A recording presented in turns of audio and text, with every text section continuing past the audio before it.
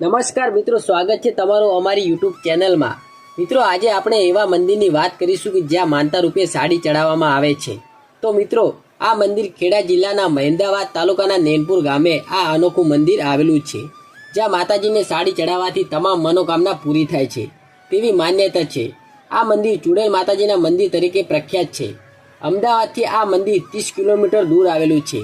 આ મંદિરે દેશ વિદેશોમાંથી ભક્તો માતાજીના મંદિરે માનતા પૂરી કરવા આવે છે। આ મંદિરમાં માતાજીને સાડી, શણગાર, પેડા, શીરો, શ્રીફળ અને અગરબત્તી સહિતની વસ્તુઓ પણ અર્પણ કરવામાં આવે છે।